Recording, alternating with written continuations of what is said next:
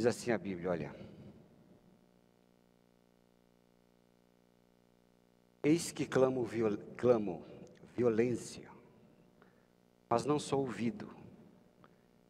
Eu grito socorro, porém não há justiça. Meu caminho ele fechou, e não posso passar, e nas minhas veredas pôs trevas. Da minha honra me despojou, tirou-me da cabeça a coroa. Arruinou-me de todos os lados, e eu me vou. E arrancou-me a esperança como uma árvore. Inflamou contra mim a sua ira, e me tem na conta de seus adversários.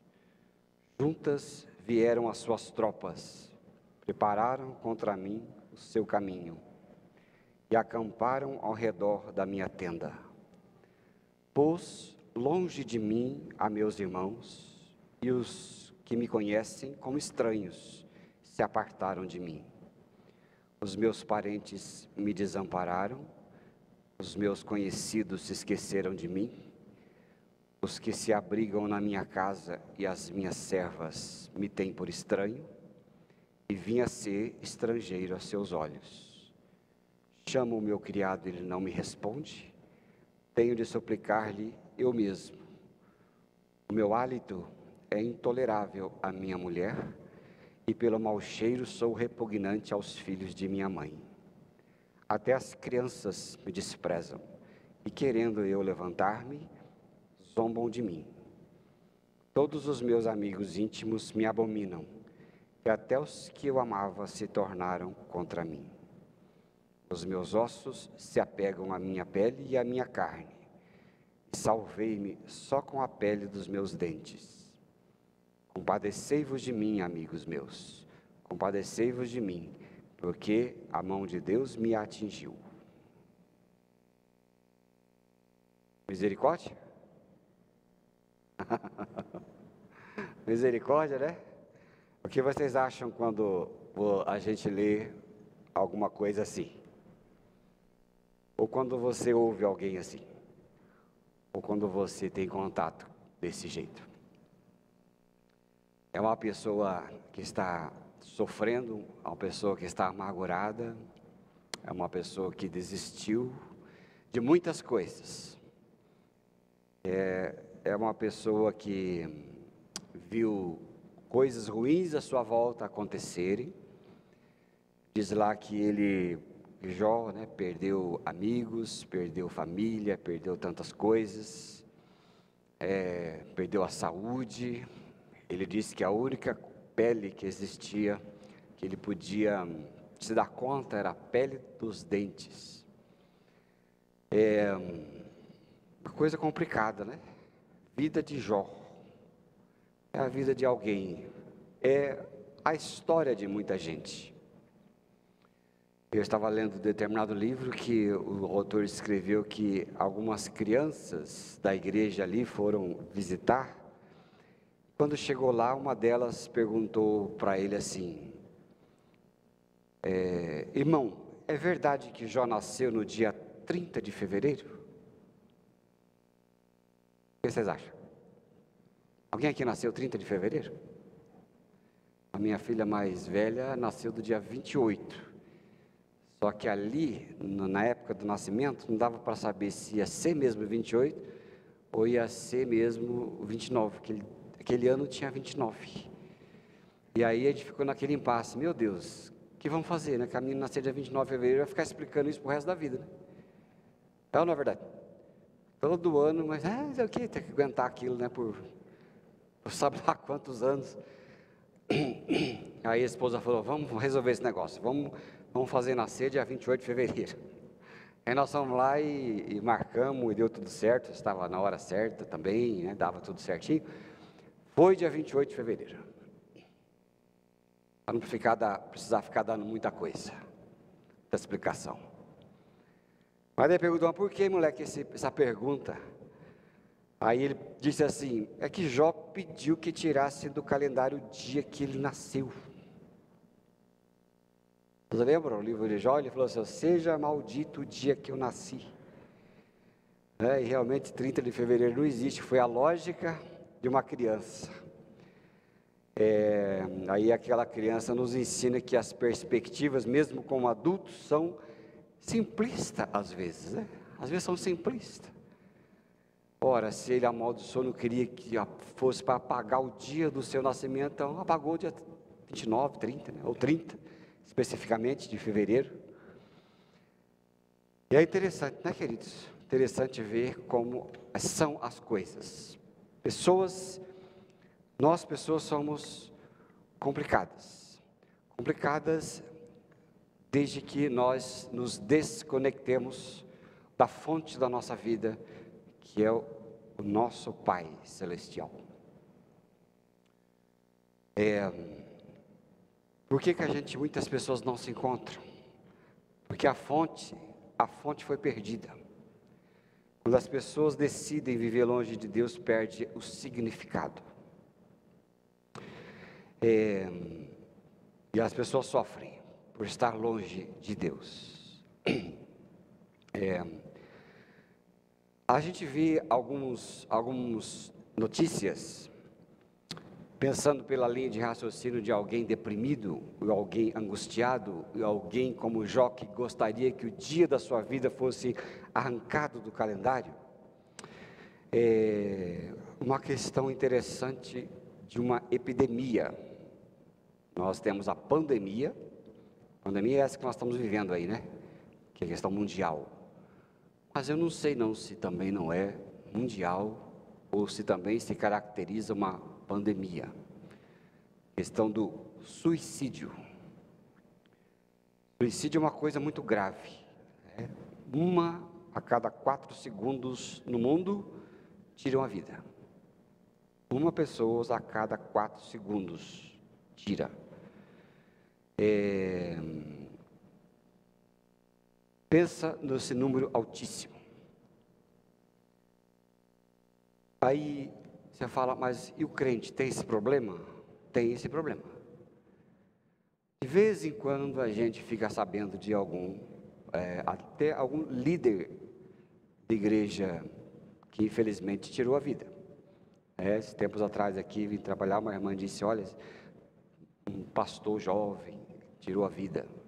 A gente fica pensando, né, porque a notícia é ruim, né, a gente fica se colocando assim em lugares. É uma coisa difícil. Não se fala muito nisso justamente para que não se torne algo comum. Dizem que as pessoas que se suicidam, morre mais gente de suicídio do que de algumas enfermidades, como AIDS, por exemplo, no mundo. Muito comum, a gente vê isso. Adolescentes, adultos, tantas pessoas. De repente chega um tempo e eu não quero mais. Algum tempo atrás eu estava ouvindo uma palestra de um pastor que eu gosto de ouvir, e o tema era esse. E aí eu fiquei impressionado com o chat. Pessoas abertamente falando, eu não quero mais viver. As pessoas abertamente dizendo assim, eu não sei como dar fim nisso. Não sei para que vivo. Não tem significado, não tem sentido. Melhor não ter nascido. Não sei o que fazer. É assim, um monte. Eu fiquei olhando aquilo e fiquei, Jesus, como que pode? Assim, né? Pode. Não sei como pode. Pode. E às vezes no meio do mundo, às vezes no meio dos cristãos, né? Aí vem aquelas perguntas, mas se o cristão se suicidar, vai para o céu ou para o inferno? Isso não é da nossa conta. Isso não cabe a nós.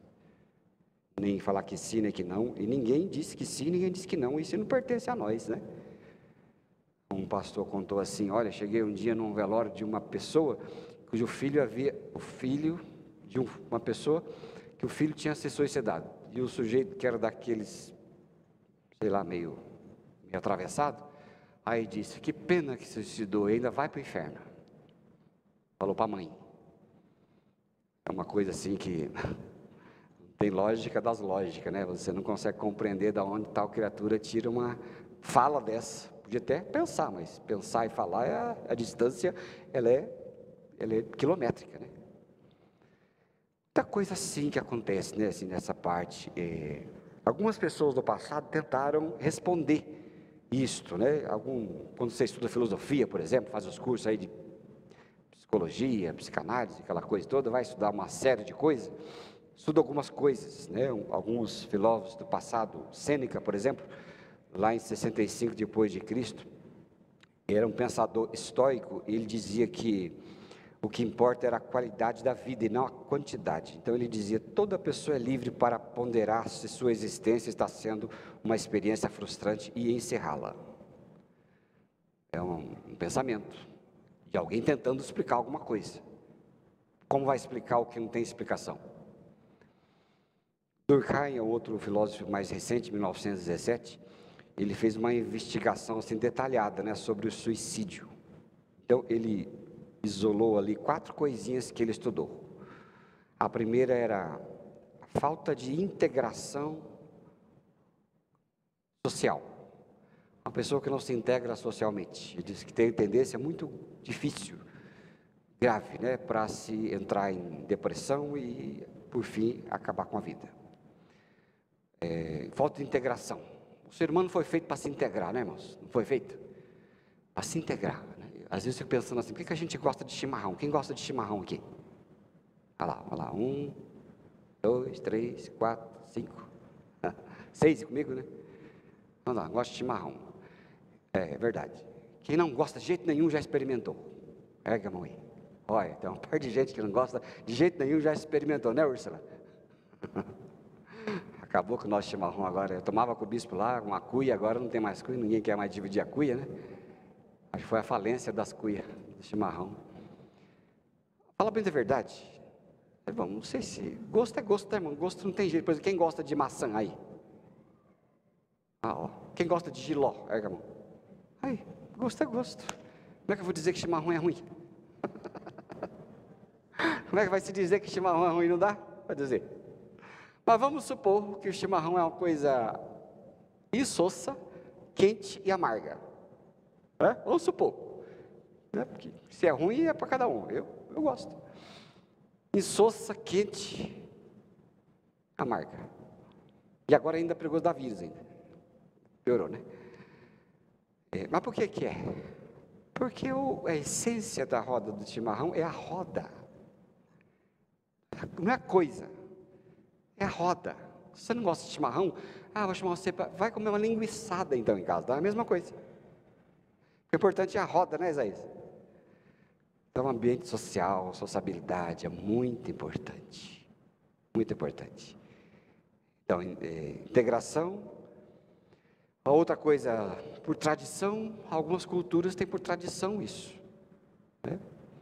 Algumas culturas, o suicídio é uma tradição esquisita, mas por algum motivo. Uma terceira coisa, ele diz, algum motivo é anomia. O que é uma anomia? Anomia é alguém que tem muito dinheiro, tem muito recurso, mas a ponto de perder o sentido. É tanto que não faz diferença. Nem tanto lá, nem tanto cá, né, irmãos? Você concorda comigo? Então é essa, né? Tanto que não tem sentido. Então as pessoas não tem mais sentido, tem tanto, não tem para que conquistar, por que conquistar, não tem o que fazer, é tudo demais, né? Então é essa coisa assim. E quando algo oprime a liberdade ou a ambição de uma pessoa, essas são as coisas que ele isolou e caracterizou. Uma coisa interessante é essa coisa, né, de a gente ficar pensando, e é presente. Por que é importante a gente falar isso? Né? Porque é muito presente. É muito presente. Isso realmente é uma coisa assustadora, né? Que está por aí, em todo lugar, quase em toda casa. E a gente tem que pensar um pouquinho. Jó, ele era um desses sujeitos que a gente diz que é um homem de fé. Heróis da fé. Agora não existe heróis da fé, né? É um homem de fé. Ele era um ser humano Mas, por outro lado, lá em Jó capítulo 3, verso 11 a 13, ele faz algumas perguntas de tanto que o sofrimento foi imposto sobre ele. Olha lá, Jó capítulo 3, verso 11 a 13, olha o que ele fala. Por que não morri eu na madre? Por que não expirei ao sair dela? Por que houve regaço que me acolhesse? Por que tive peitos para que eu fosse amamentado? Porque já agora repousaria tranquilo, dormiria, e então haveria para mim descanso. Esse era o que ele dizia, esse é o que muita gente fala, muita gente pensa, muita gente faz, infelizmente. É uma coisa ruim de se ver, ruim de se pensar, ruim de se viver. E uma depressão, uma vontade de morrer, uma vontade de se vem de várias maneiras, por vários motivos. Às vezes vem por família complicada, às vezes vem por doença, às vezes vem por falta de um emprego, necessidade financeira grave, vem por uma série de fatores que existem em nossa vida, além das orgânicas, que vão ver lá depois um pouquinho. Então, muitas coisas levam a pessoa a se desanimar. Existe um termo nos jornais aí que você pode ter ouvido, por exemplo, um número grande de pessoas tem uma palavrinha chamada desalentadas. O que é o desalento? O desalento é quando uma pessoa perde completamente a perspectiva de alguma coisa e desiste de lutar, ela fica desalentada. Por exemplo, no Brasil tem um grande número de pessoas empobrecidas por causa do que estamos vivendo há quase um ano e meio, de pessoas desalentadas, elas desistiram. Procurar emprego? Para quê? Não consigo mesmo? Acabou, não quer mais, acabou, tudo certo e vou fazer o que for. Então, várias situações, vários momentos. Muito bem. Porém, em tudo isso, irmãos e irmãs, eu não vou ficar muito nesse negócio, porque eu não sou psicólogo, vou falar da perspectiva de Deus. Em tudo isso, na imperfeição da vida, que não é perfeita, nós temos na palavra, nós temos na Bíblia e na fé, uma força que é Deus quem pode dar. Eu vou ler com vocês Salmo 150, versículo 6, que vai falar sobre um contraponto dos desalentados, dos desesperados, das pessoas que precisam de ajuda, para o contraponto da esperança que Deus pode dar e fazer. Lá no Salmo 150, versículo 6, todo ser que respira, louve ao Senhor, aleluia. Começa a gente ficar mais animado. Então, todo ser que respira foi feito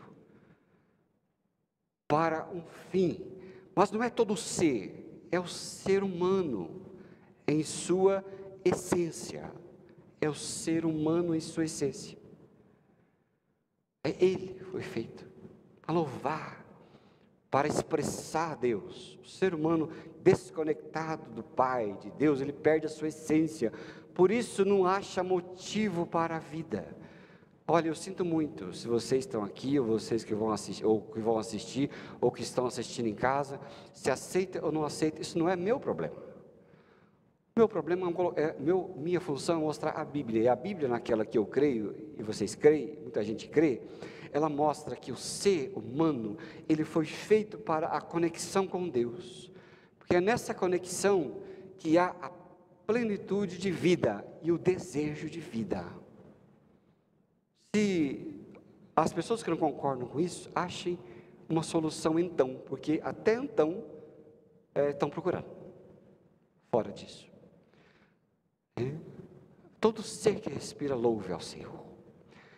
Mas como ali, por exemplo, na autocomiseração de Jó, ele via a morte como um descanso do tumulto da vida, mas ali a morte, antes de cumprirmos o propósito de Deus, ela é incredulidade, ela é uma autodestruição insana da vida, porque a vida não é mesmo perfeitinha, ela tem seus altos e baixos, desde que a vida é vida depois do pecado.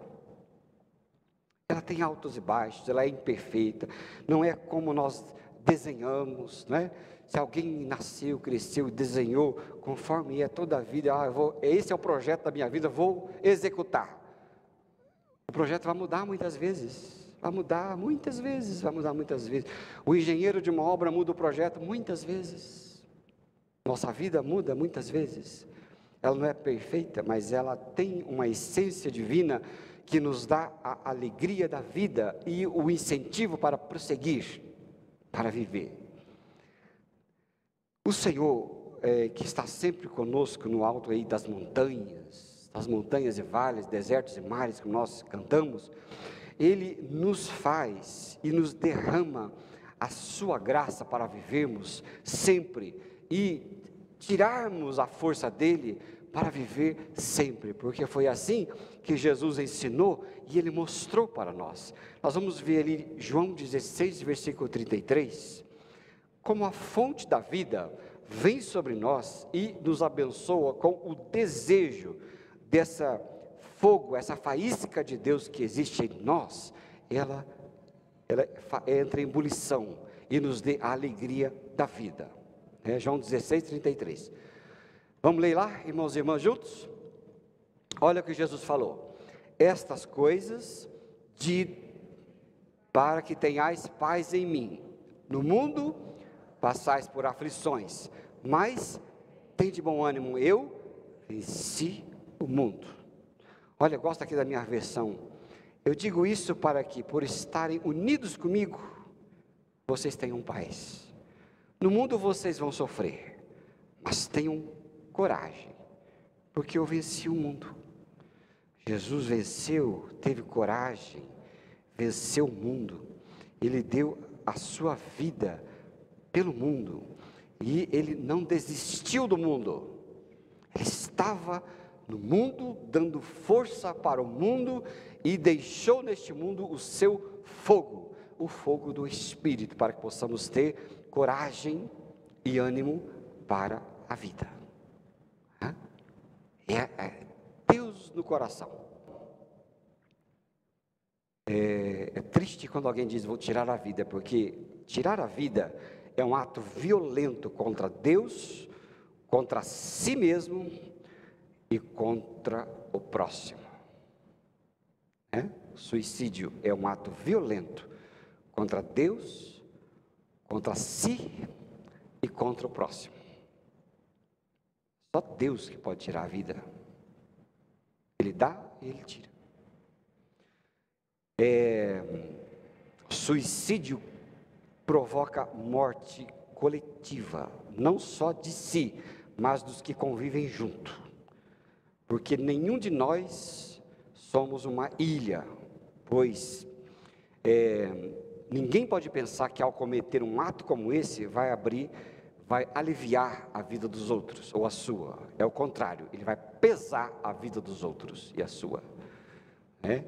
Às vezes tem gente que pensa que é um peso, mas ao retirar-se da vida, ele se torna um peso muito maior para os outros. Porque as pessoas querem ajudar umas às outras. Só que o nosso estado de espírito às vezes é tão cruel, que nós achamos que somos um peso horrível para os outros. Então, o suicídio, ele tira a vida coletivamente. O caso de Jesus não foi suicídio, foi uma entrega. Tem coisa diferente, né? Às vezes fala assim, mas Jesus se deu, ele desistiu. Não, ele não desistiu, ele se entregou, é diferente. Ali em Jesus, a morte de Jesus causou o renascimento de muitas vidas, o florescer de muitas vidas. Então Jesus, ele não tirou a sua vida física, ela foi tirada, é diferente. Um suicida causa morte coletiva, mas Jesus, quando se entregou, ele deu multiplicação de vida. É muito triste quando você vê alguém, família de alguém que tem próximo a alguém que se suicidou. A vida da pessoa é uma tristeza. arruína a vida dos vivos. Não é verdade? Não estou dizendo que o suicida é culpado. Não, ele tem os seus problemas, suas grandes dificuldades. Agora, essa não é a solução, porque a pessoa arruína a vida dos outros à sua volta. Não é verdade? Não é? Um filho que se suicida, qual que é a vida dos pais? Um horror. Parente, uma mãe, um pai que se suicida. Conheço vários desses, muitos desses presentes na história, posso contar de pessoas. É um horror. A vida dos outros vira um caco. Por isso, suicidar-se é pecado? É claro que é pecado. Primeiro, que não tem direito. Segundo, que estraga a vida dos outros. Então Jesus falou, olha só, João 10, verso 18. Coisa muito interessante. Jesus fala assim, aí vamos ler junto, irmãos? Vamos lá? Jesus falou assim: ninguém tira a minha vida de mim, mas eu a dou por minha própria vontade.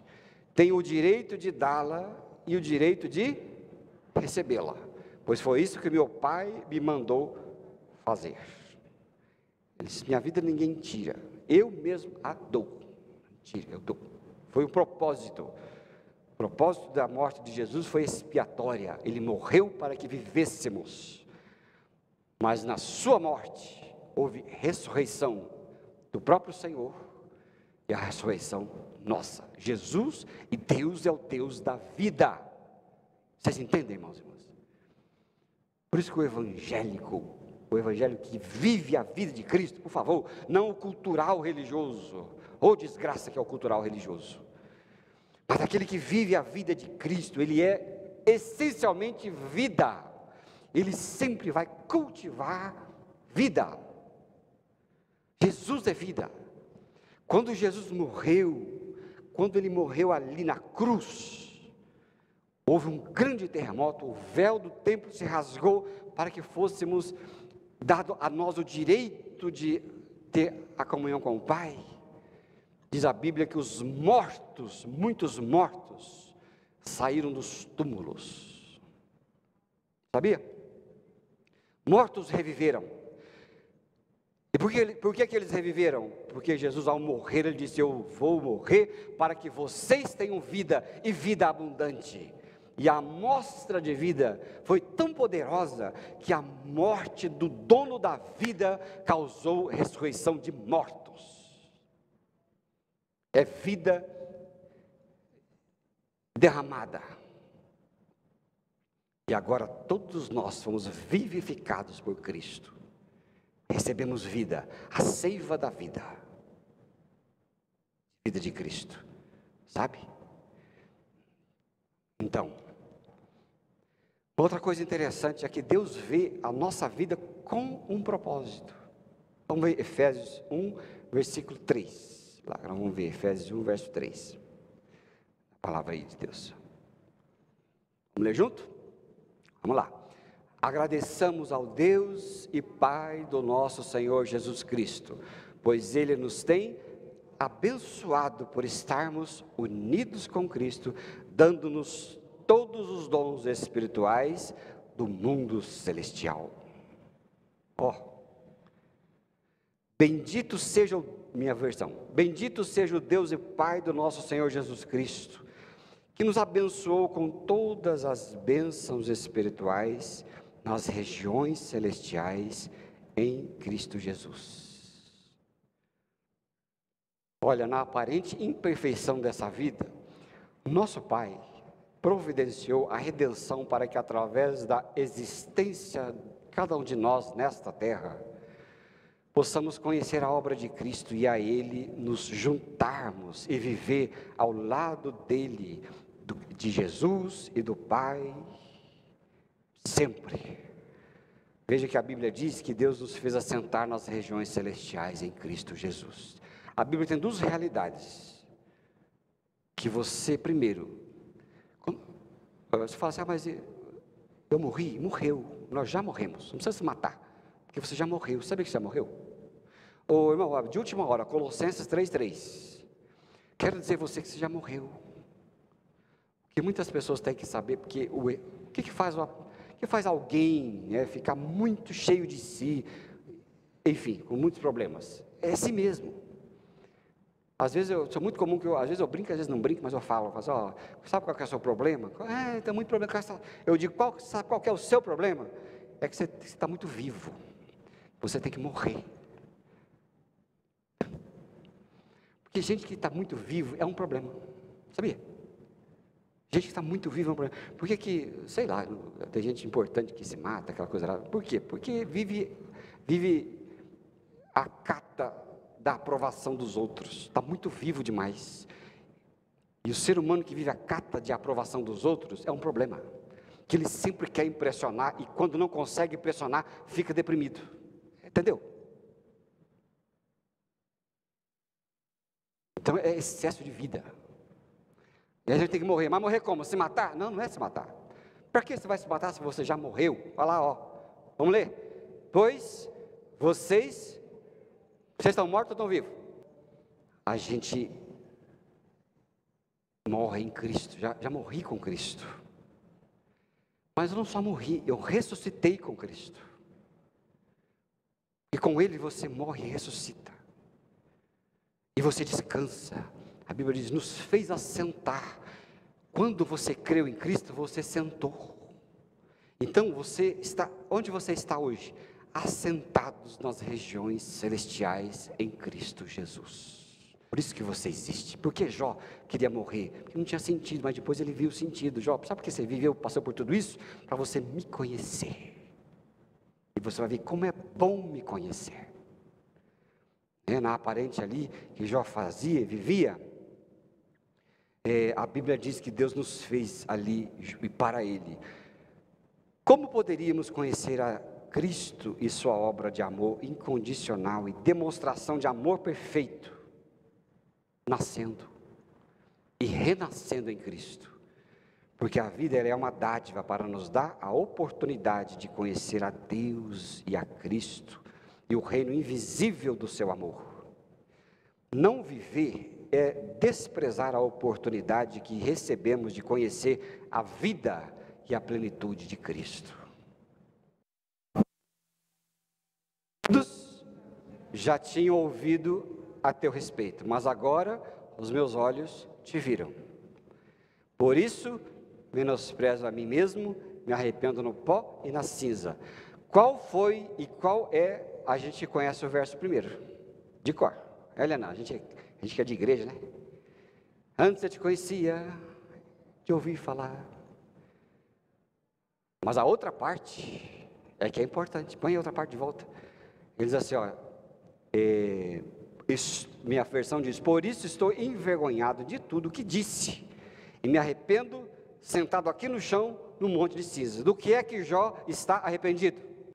Coisas ruins, depressão, essas coisas são cíclicas, vai passar. Tinha um pastor, amigo meu, que dizia assim, cuidado, não há mal que sempre dure, e também não há bem que não se acabe. A vida terrena é assim, é ou não é?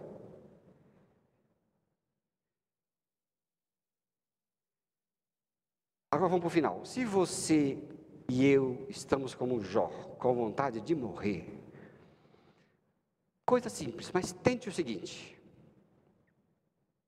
Veja primeiro, se é orgânico, físico. Estou com vontade de morrer, nada presta. Primeiro, veja se é orgânico. Veja se é físico. Uma terceira dica, veja se é circunstancial. Às vezes você está deprimido, chateado, muito desgostoso, desalentado, por alguma circunstância. O que é uma circunstância? Uma perda momentânea do emprego é uma circunstância. Calma, é cíclico. Você vai morrer ou vai se matar por causa disso? Quem sabe você mata uma chance enorme de uma grande realização na sua vida. É cíclico. Cuidado que as coisas são cíclicas, não é? Às vezes são coisas do momento. Ora, a morte de um pai, de uma mãe, cíclico. Ninguém quer ver ninguém morrer, não é verdade? Mas o natural é que você veja o seu pai e a sua mãe morrer. E não, o que não é natural é que seu pai e sua mãe vejam você morrer. Também é um problema de viver muito, né? Minha avó tem 95 anos, meu tio morreu com 78. Ela falou assim, não ia se criar esse menino? Eu falei para ele. Eu falei, vó, esse que dá viver 100 anos, né? O sujeito morre com 80, acho que não ia se criar. Mas é cíclico, fica a história, fica a lembrança, fica o legado, fica para a gente. E um dia os nossos também terão o nosso legado. Às vezes é cíclico, às vezes fala que vai morrer, estou endividado, vou morrer. Um livro que muito me marcou a vida, uma receita. A receita do Willis Carrier. Willis Carrier foi um dos pioneiros na criação dos ar-condicionado. Vai lá na Magazine Luiza, vai ver ar-condicionado Carrier. Desse sujeito. Ele disse uma fórmula assim: quando você tiver com um problema muito grande, pergunte a si mesmo: qual a pior coisa que poderá me acontecer se eu não puder resolver esse problema? Qual a pior coisa que vai acontecer? Imaginou? Vou morar na rua. Vou perder o carro. Nossa, que pior coisa, né? Perder o carro. Uma coisa ruim. Ele falou: pense, qual a pior coisa que pode acontecer? E depois, prepare-se mentalmente para aceitar o pior, se for necessário. Mentalmente, aceite o pior. Acabou tudo. Vou ter que usar essa bota aí por 5 anos. A mulher é o fim, né? É a pior coisa que vai acontecer. Depois que você imaginar qual a pior coisa vai acontecer, depois que você calmamente procurar melhor, aceitar mentalmente a situação, procure melhorar a situação partindo do pior para o melhor. O que você pode fazer para melhorar do pior para o melhor? Procure alguma situação, alguma saída, né? Procure isso. Qual a pior coisa que pode acontecer? Imagina, pronto. Tem jeito? Não tem? Aceita. Aceitou? O que podemos fazer para melhorar as coisas? Quando aconteceu de pior com você, qual a tendência? Melhorar. O que vai acontecer com quem já está no pior? Não tem como piorar. Melhora. E por último, diga graças a Deus, irmão. Veja se é espiritual, irmão. Todos esses conselhos aqui que eu dei, os outros, de certa forma, são conselhos humanistas. Com bom comportamento você vai dar até uma driblada, mas não mata a questão. A questão que resolve é você ter a perspectiva de Deus na sua vida e andar com Ele para sempre. Tudo será sol na sua vida. Você passa por qualquer situação, qualquer circunstância. Segundo os Coríntios 5,17, fala lá. Ele fala assim, vamos ler? Assim que se alguém está em Cristo, nova criatura é. E as coisas velhas já passaram, e eis que tudo se fez novo. É em Cristo. Alguém disse uma palavra que eu lembrei agora, o cara falou o seguinte: quem não renasceu em Cristo desejará nunca ter nascido. Aí sim. Mas quem nasceu em Cristo, renasceu em Cristo, viverá e bem. Então, queridos, para a gente superar essa autopiedade, precisamos da comunhão com Deus, que nos ajudará a encontrar um propósito de vivermos nesta vida, nos ajudará a termos ânimo para esta vida, eliminará da nossa vida qualquer desânimo que seja mortífero, porque a vida é um dom de Deus, e Ele quer que você tenha vida, Ele quer que você viva. Ande e viva bem, porque a palavra de Deus diz: antes eu te conhecia de ouvir falar, agora de contigo andar. E quem anda com Deus acha significado para viver, e jamais vai ter um desejo de tirar esta vida boa que Deus deu em Cristo Jesus para que você viva para sempre. É vida e vida abundante. Amém, amado? Quero orar com você. Fecha teus olhos. Você que está em casa, fecha teus olhos também aí, dá um espaço aí para quem está do seu lado. Talvez sim você esteja desalentado, desanimado, e talvez sim Você às vezes até disse, melhor não ter nascido, ou por que eu não vá logo? Talvez você precise de ânimo, de uma luz de Cristo, do renascimento em Cristo, a luz de Jesus para te tirar todo o desejo de morte e dar a você o desejo da vida e vida abundante. Se você deseja oração, fica em pé aí, nós vamos orar. Deus vai te abençoar com vida. Você que está na sua casa, coloca a mão no seu coração e ore ao Senhor comigo em nome de Jesus. Vamos colocar nossa vida diante do Pai. Entrega diante do Senhor toda a sua tristeza, entrega diante do Senhor toda a sua amargura, entrega diante do Senhor todo desejo de morte, de suicídio, entrega diante do Senhor todo desalento agora. Pai, em nome de Jesus, abaixa um pouquinho, por favor, só um pouquinho, piano. Pai, em nome de Jesus, quero orar agora por muitos irmãos e irmãs, por pessoas que o Senhor quer abençoar com vida, quer abençoar com paz, quer abençoar com a Tua presença. Em nome de Jesus, Pai, nós repreendemos todo o espírito de morte, nós repreendemos todo o espírito de desalento, nós repreendemos todo o espírito de desânimo, todo o espírito de doença. Pai, estende a sua mão e dê vida e vida abundante a essas pessoas que ouvem nesta hora e desejam ser curadas, abençoadas, desejam ter o sol da manhã sempre nos seus corações. Que a sua graça seja sobre cada um, curando e abençoando com vida, em nome de Jesus. Bem, querido, você crê que Deus pode te abençoar com paz e com vida? Bem, vamos crer em nome de Jesus. Vem aqui, queridos, vamos cantar um último cântico para nós ir embora. Enquanto eles vêm, que você seja abençoado com paz, abençoado com vida. Amém?